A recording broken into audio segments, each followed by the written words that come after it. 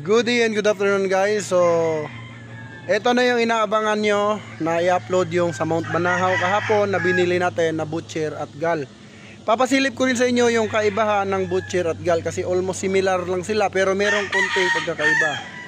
So, gusto nyo makita, panoorin nyo yung full video. So, let's go. So before ko po sa inyo ipakita guys yung butcher at gal at i-explain sa inyo kung anong pagkakaiba, ay pasisilip ko muna sa inyo yung owner ng Mount Banahaw Game Farm para naman makita nyo. Ayan. So mostly guys, hindi talaga ako nagba-vlogging sa mga farm, sa loob ng farm kasi po nakapokus ako dun sa selection. So ngayon meron akong time para mag-vlogging, so nagpa-video lang ako. At wala po tayong ipapakitang hawak na manok dyan kasi po bawal, no? So dyan sa part na yan guys, sinusubukan nating tumawad na pagbigyan tayo ng tryo kahit 100k. So tinaasan ko yung price para sa tryo, pero talagang limited lang po yung out niya sa butcher at gal. So hindi tayo pinagbigyan, kaya ang ginawa ko, imbes na butcher lang ang target, ay sinama ko na yung gal kasi nung binitaw guys, grabe yung cutting, sobrang anlalakas talaga. So yun, tumalon yung ating budget sa bulsa at sinabing bilhin mo na. So meron pa ito, papakita ko sa inyo ang iba pang kaganapan sa loob ng Mount Banahaw. So ngayon guys, yung hawak ni Don Ramon na ano yan, gal, yan po yung kinuha ko, yung hawak-hawak niya. Tapos sabi niya meron pa palang buyers from La Union, so ako yung nauna. Siyempre guys, kailangan talaga kung gusto mo, agahan mo para ikaw yung mauna. So, etong mga inahin nila guys, wala po talagang tapon.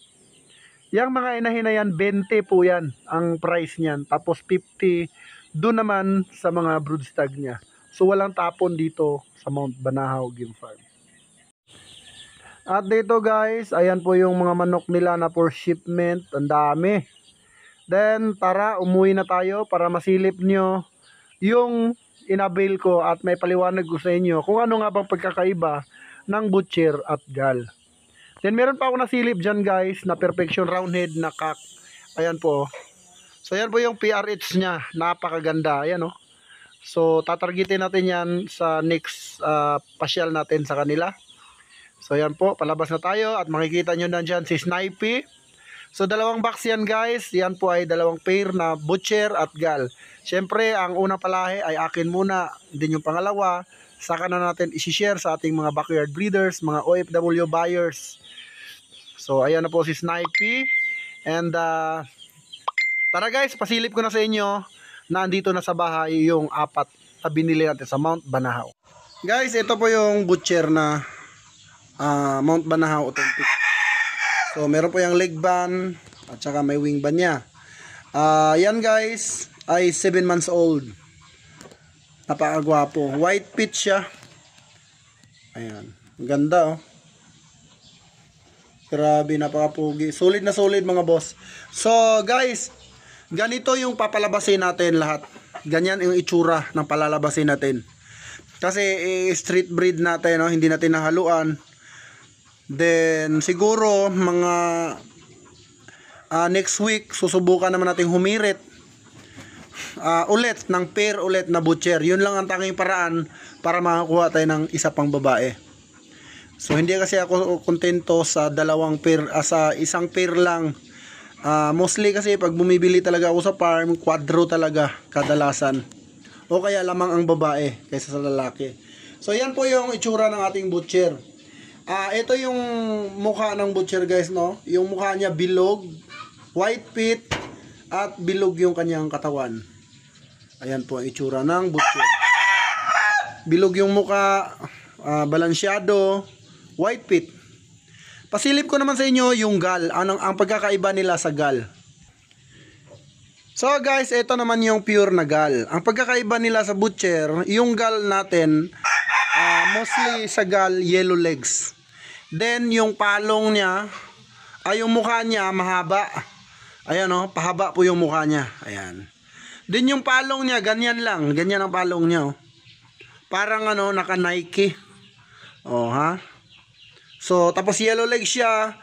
Tapos yung buntot niya guys, yung buntot ng gal, makapal. Compare mo dun sa ano, sa butcher na manipis. Yung kanya, parang paypay oh. Yan yung buntot.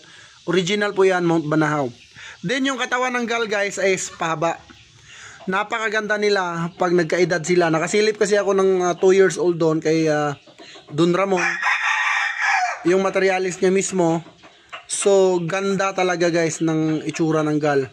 Meron pala itong mga bandira guys pagka nagkak. Bandirado. So ayan po yung buntot niya, pero ano siya, high station siya oh. Balansyado, medium to high station. Manipis ang at pahaba yung muka, tapos yun, naka-Nike yung palong, yellow legs. So ayan po ating pure na gal. So malaki ang espasyo nila dito, malaki ang lagayan.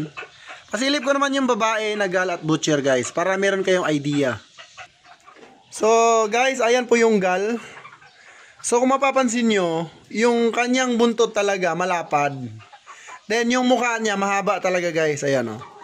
So pulet ang inabil ko sa kanya. So ito po ay 6 months old at pinapriming muna natin at pinapaganda palalo yung katawan. At kapag umuupo na siya ng kusa, saka natin siya ibibigay dun sa lalaki. So yan po yung plano natin. So yun yung gal, yellow legs, makapal yung buntot. Ayan. Tapos mahaba ang mukha. Tapos yung palong niya naka-Nike. So yan yung gal ng Mount Banahaw. Yung butcher naman. So guys, ayan po yung butcher. Okay, yan yung butcher. Kung mapapansin mo, kahit sa babae guys, bilog talaga yung kanyang muka. Ayan po. Bilog ang muka, bilog yung katawan niya. Tapos white feet. Ayan po, ang ganda ng sukat. Okay, ayan po yung pure na gal. May wingman at ligban po yan ng Mount Banahaw. Para may idea kayo, bilog talaga siya guys. Pati yung ulo niya bilog. Okay, pulit na pulit yan yung inabil natin para matagal natin gamitin. So pagka pulit pa guys, ganyan lang talaga sila kaliit. Okay? Wala pong pulit talaga na malaki. Lalaki lang yan pag nagkaedad. Pag nag 1 year yan, lalaki na yan. So naka-priming yan habang nag-iintay tayo na umitlog. So pag ito ay umitlog na, saka natin ibibigay dun sa lalaki. Pero hanggat hindi pa siya umiitlog guys, hindi ko pa siya binibigay dun sa lalaki. Okay, so yan lang po yung vlog natin for today. Sana marami kayong nakuhang aral at natutunan sa ating vlog.